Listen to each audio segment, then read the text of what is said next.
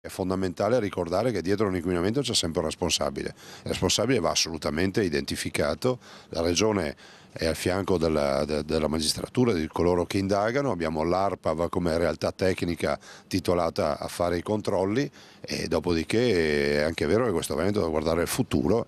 pensando che deve lasciare ai posteri un Veneto pulito e non in queste condizioni. L'importante ora è lavorare con serenità, con tranquillità, ponderando tutte quelle che sono anche le parole e le esposizioni mediatiche, ma soprattutto con serietà andare a verificare se effettivamente ci sono delle problematiche. Dichiarerò e farò tutti gli atti dell'iter che l'amministrazione comunale porterà avanti con la massima tranquillità assieme a ETRA, ma insieme anche agli altri enti che sono preposti di questo. Quello che voglio garantire ai cittadini è la massima tranquillità, non accetto che ci siano delle persone che vadano a soprattutto fomentare la gente oppure mettere in atto delle attività volte soprattutto a creare un po' di scompiglio, un po' di preoccupazione, questo assolutamente no.